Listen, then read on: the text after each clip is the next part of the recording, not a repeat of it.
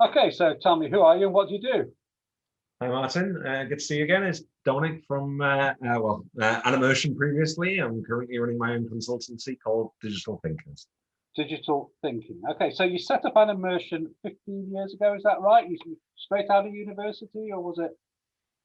No, it was, we decided that we wanted to do something with 3D computer graphics. Basically, we learned at the very early stage around computer graphics visualization and how it really was going to change the world at the time. But really, it was very much in its infancy. You could only get a job working in Hollywood or the high spec universities at the time.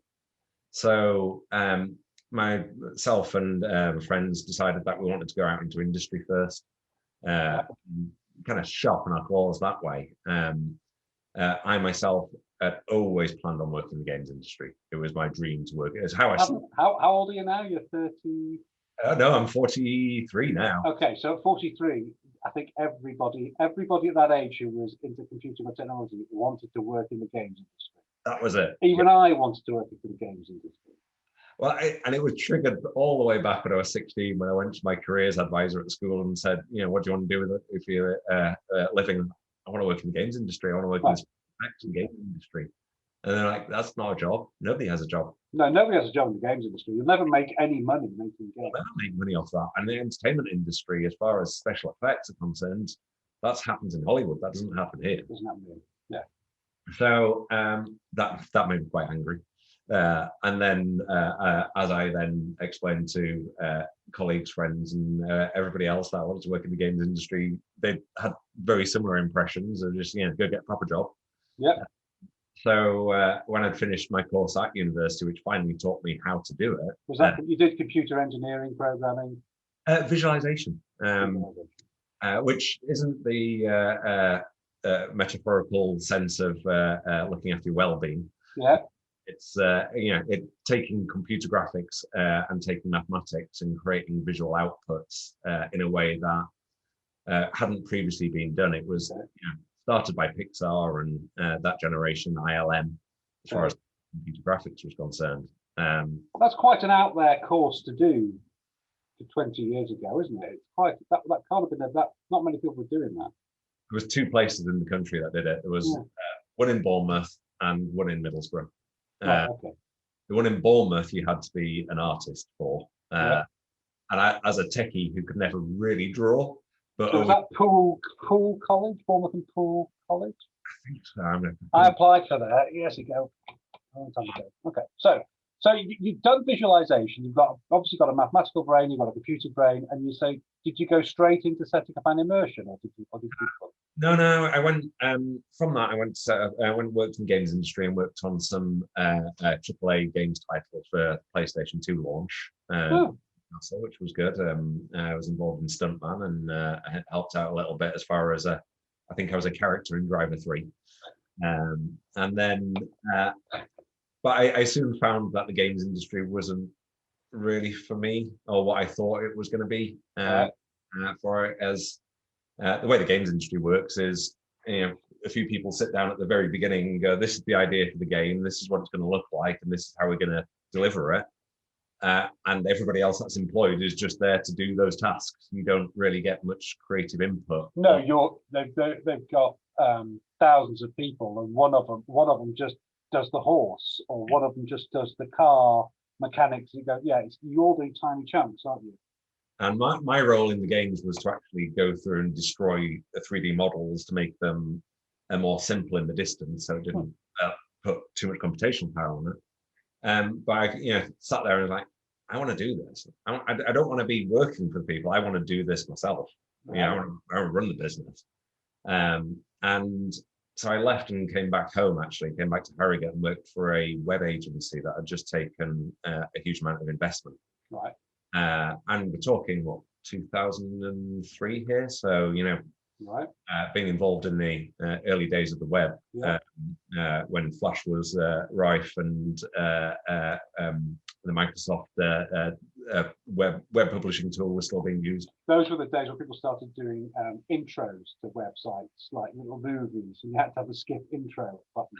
Yeah, that's it. Yeah, I remember that. I like those. The classic days before when it was just ASP or PHP. Yeah. And JavaScript existed and JScript existed. There was two things, but it was very simple back then. They brought me in because they wanted to add something different to their offering. Brought me in to basically go look into Web 3D and a tool called Viewpoint at the time. And real time has always been my passion. It really has been my passion. If you think of my career from visualization to computer games, then Web 3D, it's all around real-time computer graphics, which is a bit saying you can spin a model. It's not pre-recorded. It's all right. Okay. Yeah. Okay. And I was fascinated by that, and it really sung to my one of my biggest beliefs in computer graphics, or getting computing right, is you can use a Pixar example in here. Is that they create the model of Woody and Buzz Lightyear for the films, but they can also use those characters on all of their merchandise. They can use them for all their toys. They can use them across other cartoons. They create the character once. They have a 3D model, an asset that they can use across everything. Right. And that's where I became fascinated with how to bring value into computer graphics and 3D computer graphics for the layman.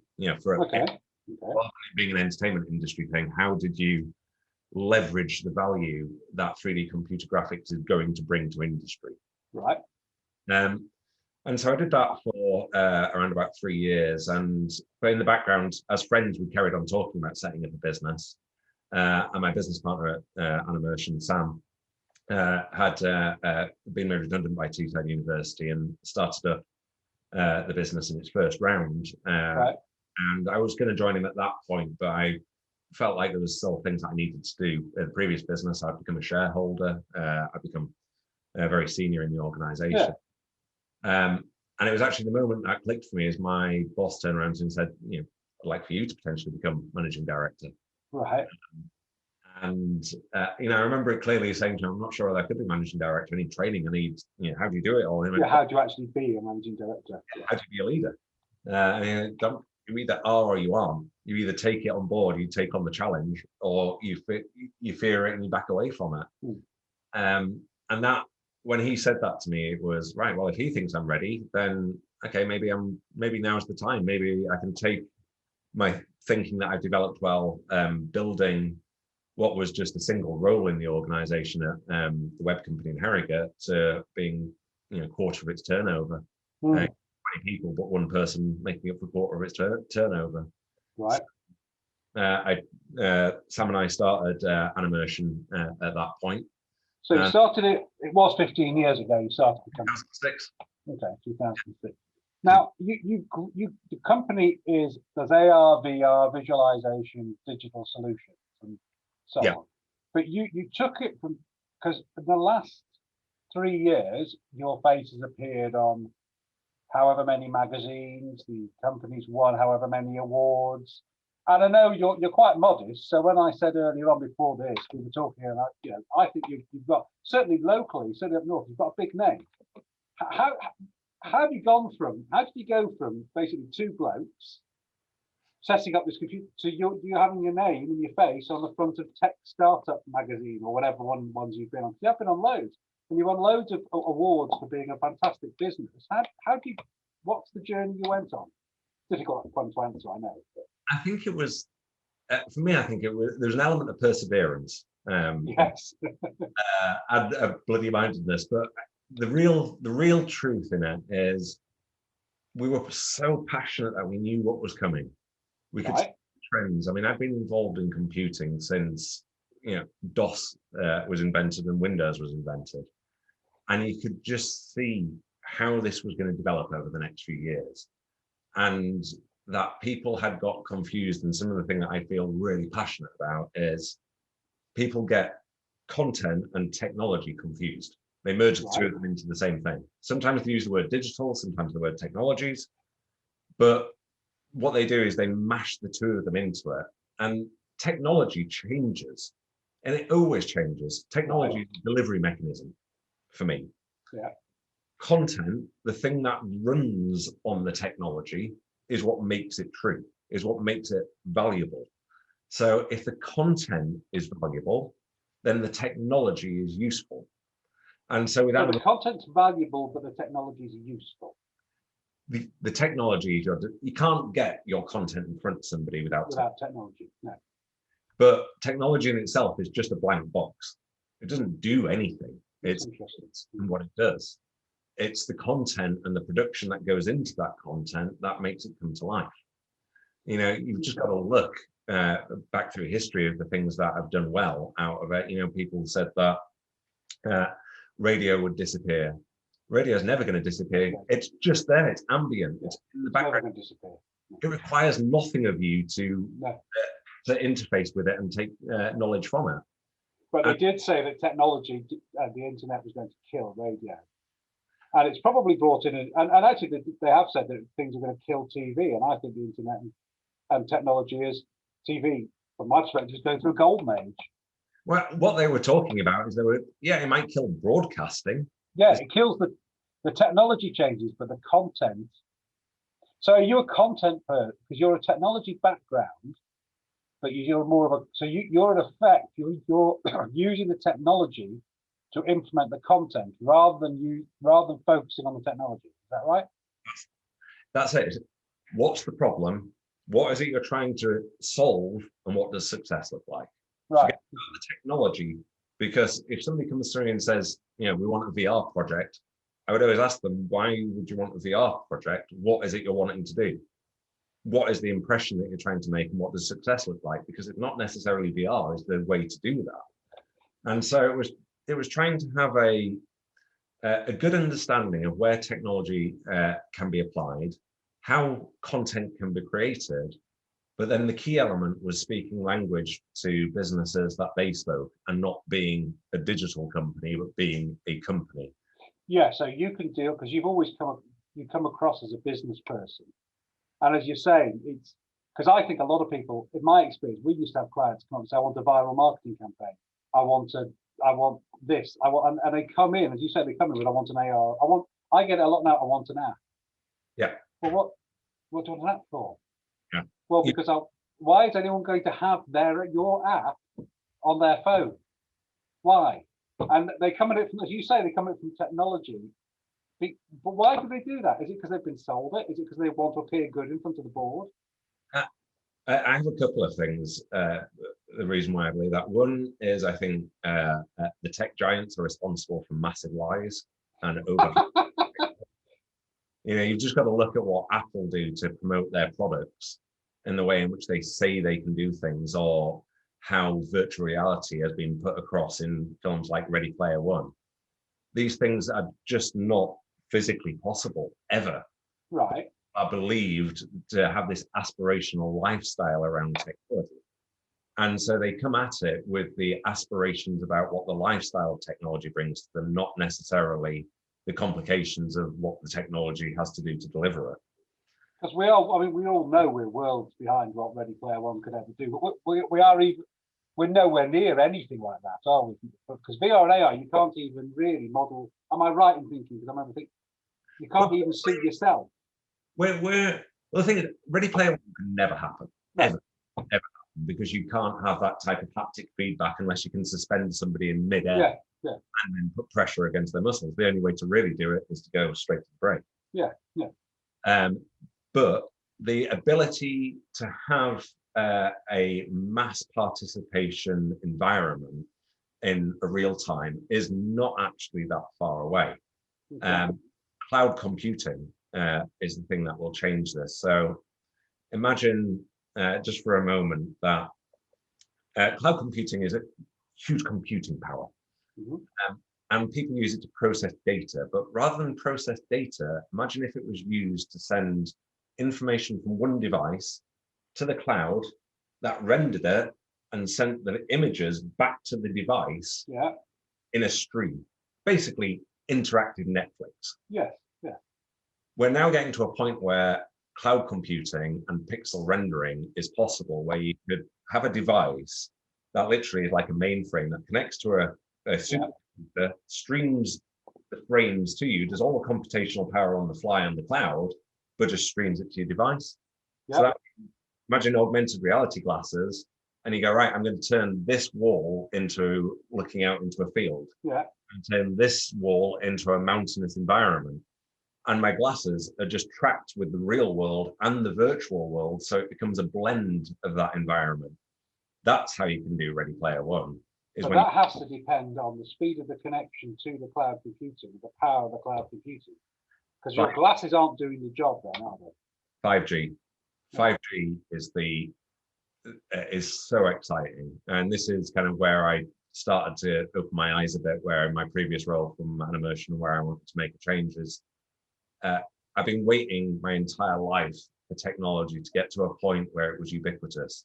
What I mean by that is I believe in digital poverty, but I believe in digital poverty from a different angle. There's digital poverty as far as devices are concerned. Do you have access to a device? But the mistake that we then make is, we'll give you a device, but we'll give you a crap device. So it takes twice as long to do the stuff on the crap device as it does on the good device. So we're actually increasing that spectrum even further every time. Yes. Cloud computing, 5G and streaming technology just totally levels the playing field to just go, have you got a device? Can it connect to the internet? And can you interact with it? Yes, you can. Because at that point, you won't need your Dell, whatever computer with all the power in it, because you're going to be using effectively somebody else. Exactly. Everybody gets the same computational power. So as soon as everybody's got the same computational power, what can you do with virtual reality? What can you do with augmented reality? What can you do with artificial intelligence? It all of a sudden totally levels the playing field to just go, right, technology is no longer the issue. It's the content and the thoughts of production that become the limiting factor. Yes. You know, technology in itself becomes limitless from that point of view. You said earlier on, because you said you think that the big tech companies lie. Do you think? I mean, it seems to me, and you've got what's going on in Australia at the moment with Facebook as a big tech company, which is what it is. Don't you think we've lost belief and faith in tech companies, or do you think that's only people who are in the know? Do you think? I think we've lost faith a bit. I must admit, I'm hopeful that everybody's finally woken up. Right. Because they were always like this, always like this. The tech companies, they've always been in this environment, but it's now time that everybody's beginning to see, going, actually, what is the long-term objective here? How do you get to control it? I mean, while forever and a day, I completely agree in banning Trump from being able to talk about anything. Dangerous move to ban him from Twitter, because as soon as we start that ball rolling, it's great for people that you don't like saying things that you don't want them to say, but what happens when it starts to turn into the place where people that you do like who are telling the truth around what technology companies are doing? It also defeats their argument that they're not publishers. If they're making decisions, publisher and editorial decisions, then they are publishers and editors, aren't they? Absolutely. And I would say stop Trump talking the rubbish that he talks. But you're right. If you stop him talking it on Twitter, if you stop him saying it on Facebook, then you are opening up a can of worms, aren't you? Yeah, I think it was the Australian minister said something really interesting about it, is that Facebook is no longer Facebook. Facebook is a service. It's a utility. Yes. Like gas and electricity. People use it for communication. Now, I know Facebook would claim ownership of that, but Facebook copied their ideas off 1,000 other social networks before it. It's not their idea. No. We're now getting to a point where it's got to change and the knowledge has got to improve. And I do hope that the change in people's mindsets and their knowledge increasing around cryptocurrency will start to unlock people's minds as to the possibilities of, you can own your own data. The tech companies don't have to own your data. You can own it and give it to them when you want to give it to them, not the way around. Okay. Taking it down to sort of if you're going to project forward 5 years, what do you think for the average small to medium-sized business? Which piece of what of this world of technology that you know more about than most people is going to have the biggest impact on? Because I mean, if we go back 15 years, I remember 15 years ago thinking the guy that got the job, or even 20 years ago, the guy that got the job as the digital marketing manager in a car company I worked for, I thought that was a crap job. I thought that was the worst job, and he was an idiot. And nobody's ever going to have internet, all that stuff. And that's only 15, 20 years ago. And, 5 years ago, Zoom conversations. So what do you think, what we're looking forward with your, what do you think is going to have an impact, not on the big Pixar, Googles and Facebooks, but on the more normal companies? Well, for me, it's a matter of fusing the technologies together. So 5G, artificial intelligence, machine learning, cloud rendering, processing, bringing them all together and using augmentation in that world, a hybrid of virtual reality and augmented reality, all of a sudden will change how you work. I could have a desk here without a screen, without a keyboard, and without anything else, but I could project the entire environment to where I wanted it to be. Do you think that's really going to happen? Yeah, definitely. Because I've been sold, over the years, and I'll put on a pair of glasses, and there'll be my screen. This will be this kind of fake mouse that I'll move around, and I'll have 5 or 6 screens, and I won't have any physical stuff. And I've been thinking that's going to happen for years, but. Well, one of the things I'm really excited about at the moment that I'm working on a little bit in the background is the idea of kind of virtual desktops. Yeah. And so this is where you basically log in via a portal on your computer. You get the data streamed to your computer at a rate that you would barely notice it not being a local machine. That means as a company, I could go and create 200 virtual desktops, create 200 staff around the world and have them working all within a single environment. Well, if you think about it, the data on my computer isn't on my computer. So what is the difference between it being in a box up there and it being somewhere else? There isn't any, except for the connectivity. And that's it. It's that you all of a sudden you just go, right, don't think of them as physical objects anymore. Think of them as a whole that you're dividing up. And you can either use that whole divided up for individual purposes or plug it back together for high compute power. And actually, the COVID thing might make that it might speed that sort of thing up, because I know companies where they've had office space for 200 and they've now got office space and they're never going more, they've reduced it down to 40. And that then presents a challenge which technology can solve, how you get people to actually feel like they work in a company. My only fear with it all is that the big boys, again, the tech giants, are well positioned for this. So Amazon have cornered the market as far as cloud services are concerned. Not particularly good cloud services, but they've cornered the market. Microsoft, Google, if you could ever trust Google with what they're doing. The way in which those guys operate, they are cornering the market. So I do hope that companies are going to wake up and go, actually, that whole entire idea of a mainframe connecting to it wasn't actually a bad idea. We could have our own cloud system. I think because they have cornered the market, we will end up in a world where they are still in charge. I think so, but we're never going to get away from these companies now. They're so ubiquitous. No, I don't think we'll ever will. But and don't get me wrong, they've done some amazing things. Yeah, amazing things. And I personally, I think Microsoft are one of the best companies in the world. In the way in which they've taken us forward. It's changed the way I work. I can remember sitting down in front of the first Windows PC. I can still remember doing it. And because we used to use a system called Always, where you couldn't format anything. Always was great. Yeah. But I can still remember it. And the way I work and the things I can do now is no comparison.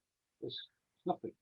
Well, this is why I've gone into digital thinkers, is that I don't see those tech companies ever going away. No. To that extent, we don't want them to go away. But what we need to do is increase our knowledge of how we apply computing within an organization. What I mean by that is, if at a senior C-suite level, board level, the knowledge was improved to understand where the money was being spent and how to take best advantage of it, then we wouldn't be beholden to one single technology. I literally shaking my boots when I hear somebody go, "Oh yeah, we're completely Apple." or Google. Right? I'll be like, in my office, I've got Android, I've got Apple, I've got Windows, I've got Linux, I've got so many variations of it, and you can make them work perfectly together. If you go back to the principle of what I said at the very beginning is content is content. It can be transferred to any technology and used. There's blocks in place, but there's always a way around it. Yeah. Okay. Always a way around it, because you've got to have ubiquitous formats.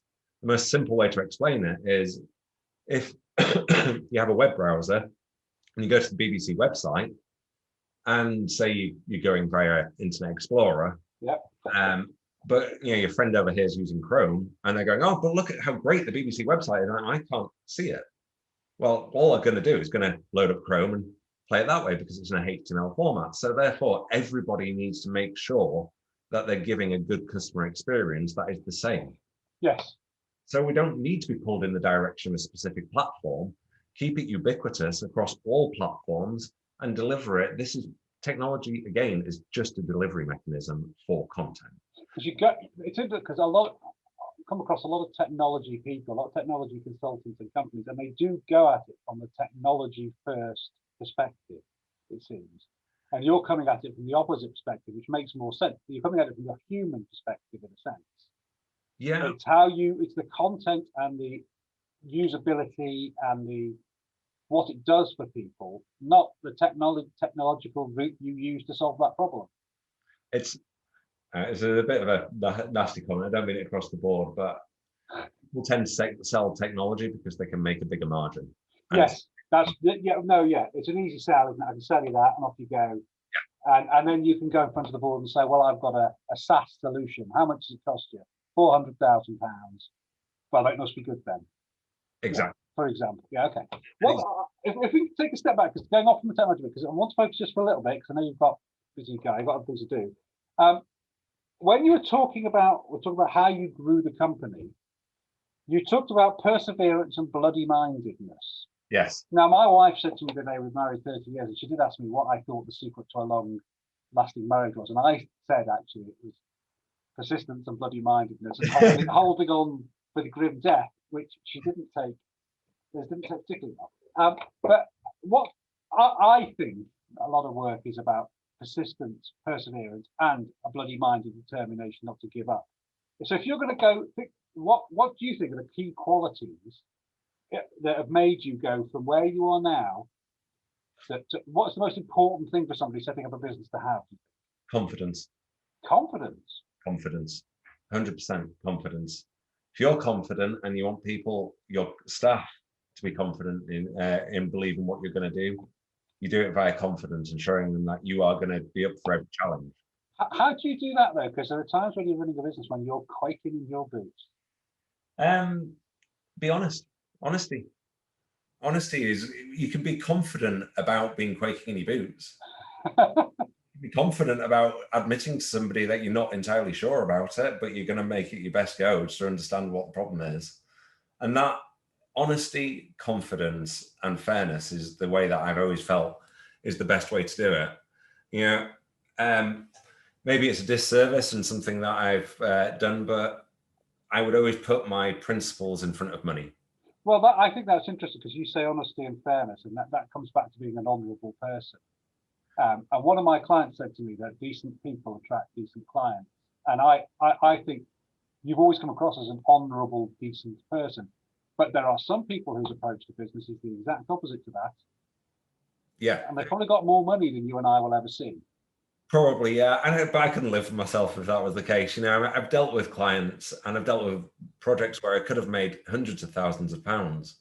But I've turned around to the client and just said, I really don't think it's a good idea. The only person that's going to profit from this is me. It's you.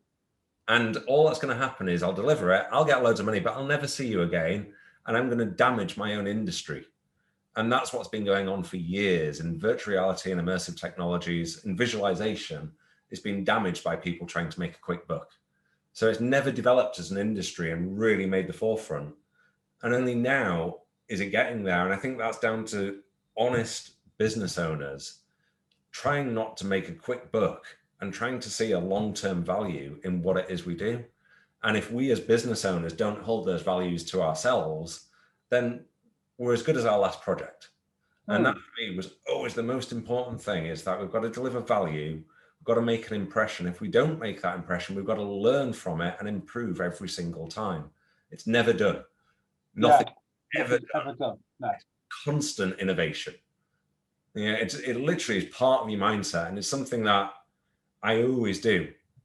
You know, you can't be beholden to it, but you also can't be too rigid that you never change in that environment. Yeah, but you fundamentally you think one of the most important things for a person in business is to fundamentally have a set of beliefs, a set of honest, honourable, decent beliefs, and to work to that.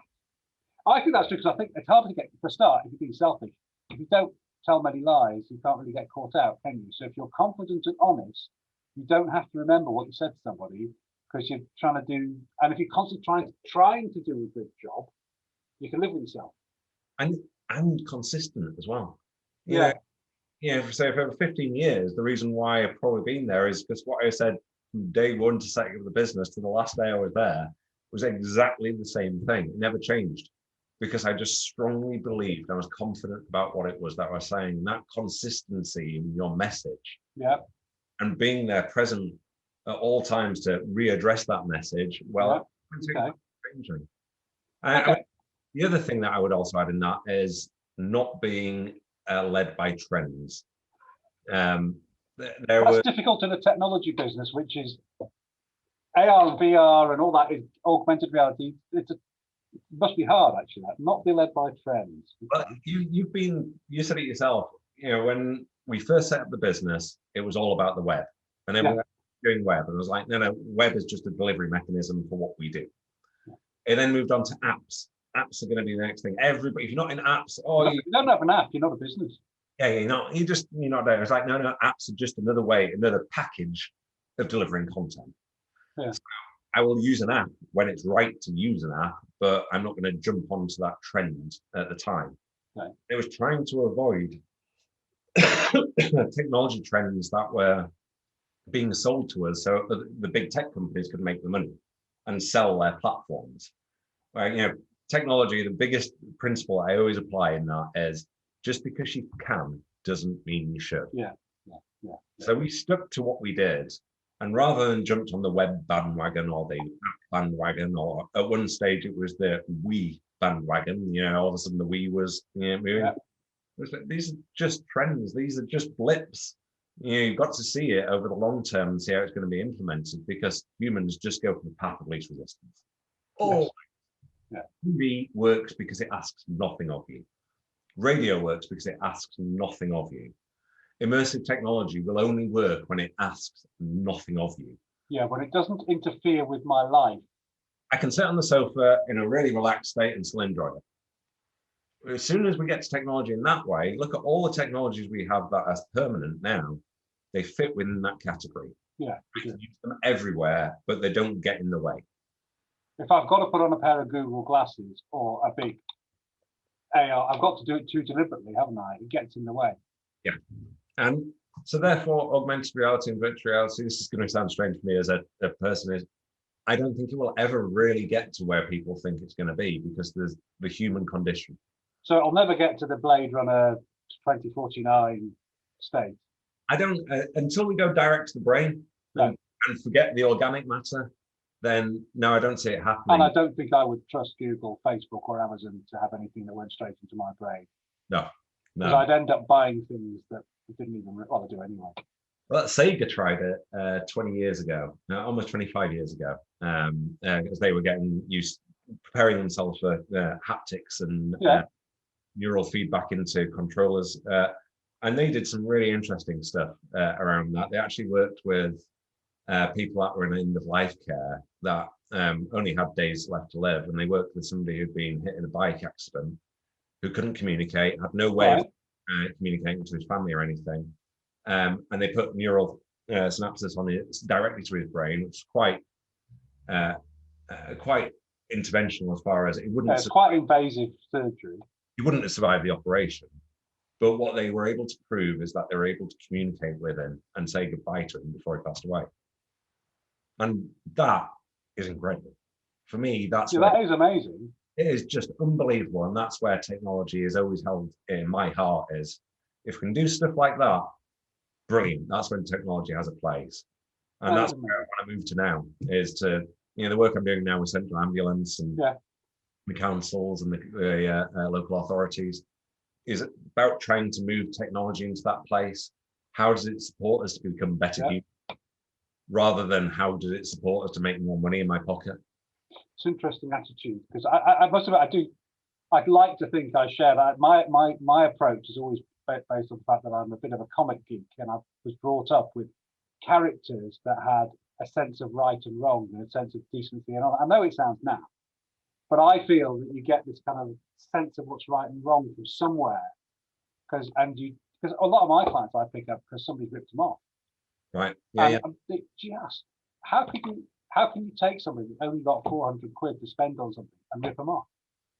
And I know you're working at a much different level, but how can you take a company and get 400,000 and rip them off? Where's your moral fibre? Where's the decency? Yeah, where's the decency in that? And I think, if we don't, hold ourselves honestly as business leaders to that principle, then it's just a race to the bottom. Yeah, it is. Okay. And I would much rather not be part of it and hold my. I'd much rather not be a multi-millionaire and be able to look. Although looking at myself is getting harder and harder as I get older. Okay, so I know. I mean, this is a very weird time at the moment. The last year has been particularly weird. I know you told me you had 7 weeks of COVID, which isn't particularly nice. If you could go back a year, because I ask this of everyone at the moment, if you go back a year and tell yourself one thing, what would you go back and tell yourself? Invest more in cryptocurrency. Invest more in cryptocurrency. But isn't that a trend? Well, the only reason why I say that is I've seen a 500% spike from this time last year to where. Really? Yeah. So if you'd have invested 50 grand this time last year, you'd be sat on £250,000 right now. Really? So, yeah, that's thanks to Tesla. I'm not going to say Elon Musk because it's not him that does it, but it's thanks to Tesla doing its investment into Bitcoin. That market has just really exploded. Because I'm so behind. I still think when somebody says cryptocurrency or Bitcoin to me, I think it's used people to buy guns or porn or drugs. Well, it has been to date, but what Tesla did is they went and bought $1.5 billion worth of Bitcoin so that they could use it as part of their exchange for selling and buying cars. Really? So, well, if you've got suppliers in your supply chain that are going, actually, no, I don't want to be paid in dollars. It's too much of a weak currency. Pay me in Bitcoin. Because Bitcoin's worth the same in the US as it is in Japan, as it was in Australia. So all of a sudden it levels the playing field. And interesting. And if you could go back 15 years, because if I could go back 15 years, I would tell myself to shut up and not moan. Yeah. Because I was a right moaner, and I didn't know when to shut up, basically. And I think I'd have done a lot better if I'd have learned to shut up earlier. So if you could go back 15 years and talk to yourself as a business person, what lesson would you teach yourself? I would have said, listen. The same way, kind of the opposite to what you're saying, but exactly the same thing of just going, don't believe in yourself as much as you think you can. Listen, because some people have got some really good advice in there. Well, we would have been great then, because I would never have shut up and you would never have listened. So we should have set up in business 15 years ago. We'd have had a right mess. Okay. Okay. Well, I won't. Sorry. The other thing I would have said is that push harder, go first. Push harder.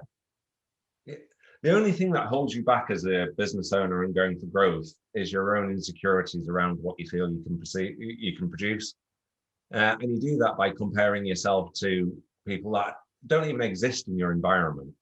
Whereas what I learned when I really went for it, when I really pushed it, when we started to bring the holograms and work internationally and bring customers in like Cadbury's, is that actually we could do it. And we could do it. You start to, I found, as I went through my career, you start to live up to what you're doing. Yeah. In a sense. So as you get more and more, I didn't do it always, but there were sometimes when you're perceived as being one thing, you start to live up to it. And so, if you push yourself hard, you start to live up to that pushing yourself hard. Yeah, that I think is probably the biggest thing that I well, I was scared then, and I would say, oh, I was only, a 30-year-old running in Middlesbrough. What do I know? Whereas, 15 years later, say I'm on the magazines and everything else. You are, yeah. Still the same person. But you're much more impressive. I mean, that's probably much more impressive.